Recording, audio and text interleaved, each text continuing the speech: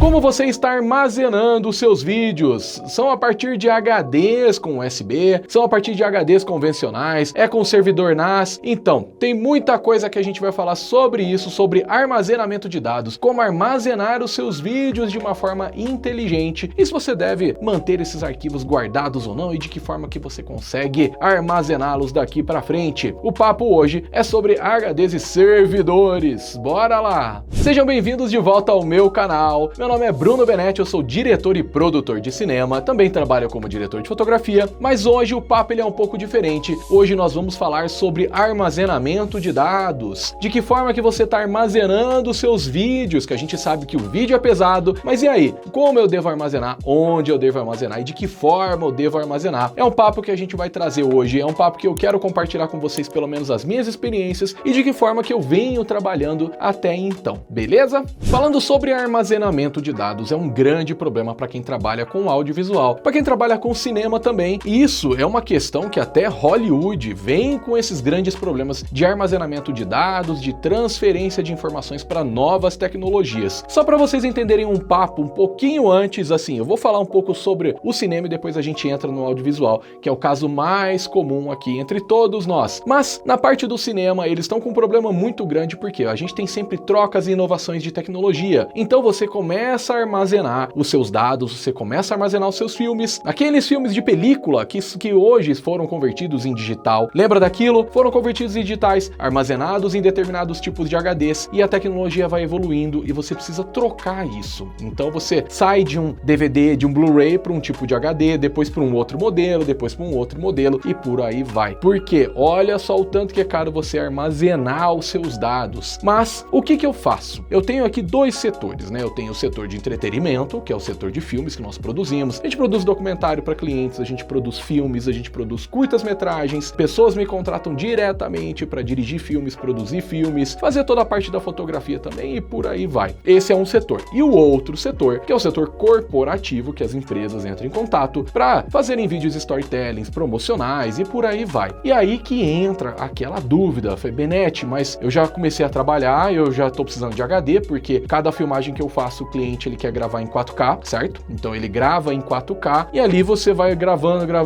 de repente, sei lá, um trabalho pequeno que você está fazendo já deu 200 GB. O segundo trabalho já deu mais 200. Isso porque eu não estou falando de você gravar com uma GH6, por exemplo, em 6K, ou gravar em outros tipos de conteúdos, tá? Eu não vou entrar muito nesse assunto, que vão cada vez mais pesando e você precisa armazenar tudo isso. Casos e acasos, e aí você vai avaliar o que for melhor para você. Eu gosto de armazenar tudo que é importante para mim. Então, o que é importante aqui para os meus negócios? O que eu tenho? Eu tenho um festival de cinema, uma ONG que eu fundei, a empresa da Vanessa Brasil, que é da minha esposa, que a gente produz muito conteúdo, muita maquiagem. Eu tenho os meus vídeos pro YouTube e eu tenho os meus filmes, tá? Que é da produtora da Altéria. Então eu tenho tudo isso aqui. E o que eu vou armazenar? Os meus filmes, eles são prioridade para mim, ponto. Então, vou armazenar eles, vou gravar na maior qualidade que tem e vou armazenar eles ali em HDs, mas de que forma? E aí que a gente vai entrar numa belezinha aqui que é chamada do servidor NAS, tá? Bom, eu tenho aqui meus conteúdos do YouTube, eu tenho os conteúdos do YouTube da Vanessa, eu tenho o Festival de Cinema, eu tenho uma série de materiais e de repente trabalhos de clientes também. Os trabalhos de clientes, todos eles, tudo isso, gente, eu salvo num servidor NAS, que é essa belezinha que eu vou pegar aqui. Isto aqui que vocês estão acompanhando, que tá aqui na minha mão, ó, olha só que belezinha, tá vendo? Isso aqui, ele é um servidorzinho NAS. Esse servidor NAS eu não uso, mas ele já é um servidor mais antigo, mas esse servidor NAS, ele cabe 2 baias, dá pra gente colocar até 16 teras aqui. Então, o que acontece? O que é um servidor NAS? É Network Attached Storage. Então, são HDs que você consegue colocar em um servidor e ele faz o gerenciamento desse arquivo através da rede. Por quê? Eu tenho editores que também acessam esses HDs e aí, isso você começa, gente, eu tô falando assim, primeiro eu comecei com HDs convencionais, que são aqueles HDzinhos que ligam no USB. Esses HDs convencionais que você liga no USB, ele é prático, ele é rápido, e aí você pode passar para um outro cliente, esse aqui é um HD de 4 teras, por exemplo. Depois disso, eu comecei a precisar de muito mais material, e aí? Aí eu comecei a ir para os HDs mais tradicionais, que é um HD mesmo aqui uns HDs convencionais que a gente já tem, de 6 teras, 8 teras, 12, 16 e por aí vai. Depois disso,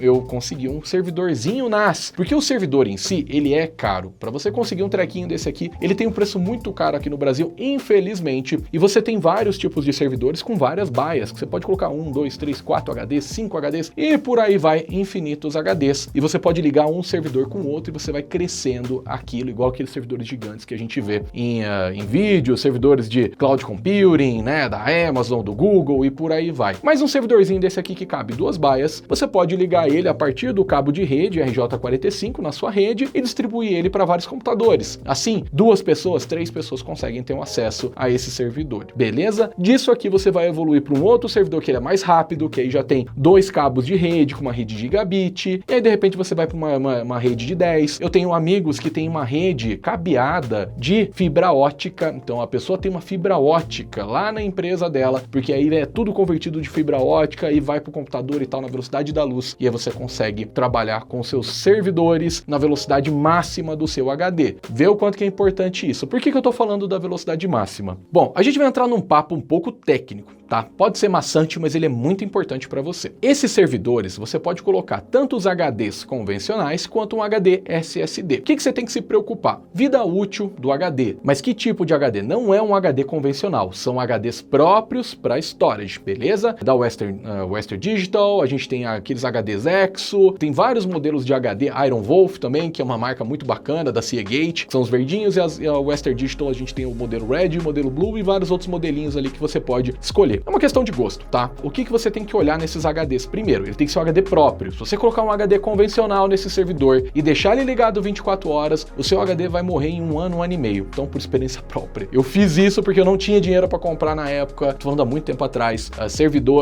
HDs tradicionais, esses HDs próprios para servidores NAS, então, que eles são feitos para ficar ligado direto 24 horas ali, ó, gravando e regravando e deletando e regravando e por aí vai. Então, eles foram feitos para isso, tá? Toma muito cuidado quando vocês forem comprar esses tipos de HDs para esses servidores que eles são para isso. A vida útil de um HD, ela vai mais ou menos de 4 anos, 4 anos e meio, e depois disso ela começa a dar uma falhada, porque a gente tem ali os seus blocos, ele é todo magnetizado, ele é todo feito de uma série de coisinhas ali que eu não vou me aprofundar muito nisso agora, senão vai ser um vídeo de 2 horas, mas ele tem uma série de coisinhas que em 4 anos e meio, ele já começa a dar problema. Então você vai começar a perder alguns blocos, alguns setores, alguns arquivos vão começar a dar problema, e aí você vai precisar trocar esse HD para um outro HD novo. Benete, mas eu achei na promoção, compensa eu comprar um e deixar parado? Eu não recomendo muito, tá? Eu gosto de, beleza, você compra, deixa lá de backup, dura daqui um tempinho, aí você vai e troca esse HD de novo, porque são dados muito importantes, tá? Mas isso eu tô falando desses dados de filmes, já a gente entra no papo de vídeo. E uma outra forma é colocar o SSD dentro desses servidores NAS, que você consegue, reproduzir eles muito mais rápido, você acessa ele via rede, via gigabit. Via gigabit você vai pegar ali mais ou menos uns 100 megas por segundo. Dá para você trabalhar com vídeos em 4K 100 megas por segundo, se você tiver, né, o acesso do seu computador, com o servidor. Então dá para renderizar, dá para trabalhar e fica bacana, beleza? Se ele for no SSD, não adianta nada você ficar colocando um SSD que ele lê um arquivo a 1.5 gigas, ele lê e escreve a 1.5, mas a tua rede, ela não permite 1.5 de tráfego, então você vai estar perdendo o desempenho ali, tá? Então muito cuidado na hora que você for comprar os seus HDs, para você saber qual que é a velocidade dele e qual que é a velocidade da sua rede, se tratando de servidor NAS. Agora, se ele estiver ligado no seu computador, é bom você ver quais são os cabinhos, as entradas que eles estão no seu computador, para ver se ele bate de acordo com o tamanho, e aí fechou, e aí você começa a meter bronca neles, tá? Então isso aqui é só um geralzão de HDs e servidores NAS. E agora, os HDs tradicionais, que são aqueles HDzinhos quadradinhos, hoje eu utilizo eles somente para trabalhos temporários. Deixo alguma coisa de backup? Deixo, mas nada muito, porque ele é um HD que você tira, põe, então você fica levando para qualquer lugar, às vezes alguém derruba e você corre o risco de perder esses dados, tá? O que eu já peguei de gente que já derrubou o HD e veio correndo, Benete, me ajuda, preciso salvar esses dados, caiu o HD, caiu não sei o que, e agora a gente tem que ir lá e fazer umas tramóia lá para conseguir fazer funcionar o motorzinho direito e a gente conseguir recuperar os dados. Então, muito cuidado com isso. Já os HDs de NAS, de servidor, eles ficam quietinhos lá no servidor. seguidores. E agora vamos falar sobre armazenamento. O que você deve armazenar? Gente, eu não sou o mestre da verdade, tá? Mas eu vou falar o que eu armazeno, o que fica interessante para mim e o que vocês podem utilizar de repente aí para vocês também. Mas trabalhos de cliente. Eu sempre faço o trabalho do cliente e deixo armazenado aquele trabalho bruto por 1 ano. Se for um trabalho muito bom que eu falo, isso aqui vai me servir de portfólio, ou eu posso utilizar esse material para um outro trabalho futuramente, eu deixo ele armazenado nos meus HDs mesmo de backup que eu vou fazendo. Então vocês podem pensar nisso. 1 ano é o prazo pelo menos suficiente para o cliente, para você já ter fechado o trabalho, já ter acontecido tudo o que aconteceu e de repente você ainda consegue vender o seu material bruto para o cliente, que eu já fiz isso, de pegar, vende um valor mais barato ali, olha, eu tenho esse material bruto, eu não vou utilizar mais, para vocês é interessante, vocês podem fazer material aí que vocês quiserem, contratar editores e tal, e sai mais barato para vocês. Vocês querem comprar o material bruto? Eles falam, legal, interessante, eu vendo um preço mais baratinho e despacha aquilo porque para mim não tem mais serventia. Então eu sempre tento vender esse material. Outra coisa, vencer 1 ano, eu deleto todo o material bruto e deixo somente o exportado. Então, exportei o material, tenho meu vídeo final, eu guardo o projeto, guardo as músicas, guardo tudo o restante que é mais levinho, mas o material bruto que tem 200 GB, 300 GB, tudo isso aí eu deleto depois de 1 ano e eu já aviso o cliente. Falo, em 1 ano, se você não quiser comprar esse material, você não vê mais ele. E aí eu consigo estar sempre renovando o meu HD e sempre tendo espaço para novos projetos. Vídeos do YouTube, o que eu faço? Eu gosto de guardar o material deles, mas vídeos de 3 anos atrás, 4 anos atrás, eu já estou começando a repensar nessa situação. Pessoas, como por exemplo o Thiago Rodrigues. Thiago Rodrigues daqui do YouTube, um cara parceiraço, cara, um abraço pra você. Curto muito ele, o trampo dele é muito foda, mas ele grava com creme de la creme, ele pega assim, na qualidade máxima que aquelas câmeras cinematográficas têm. Grava de 4, 5 câmeras, imagina ele ter HD para tudo isso. Então para ele não é interessante, então ele armazena somente o vídeo final do YouTube, o export, o resto ele deleta tudo. Por quê? Porque ele tá sempre naquela rotatividade de vídeos diferentes, produtos diferentes e tal, então não tem por que ele ficar utilizando o material bruto. Casamento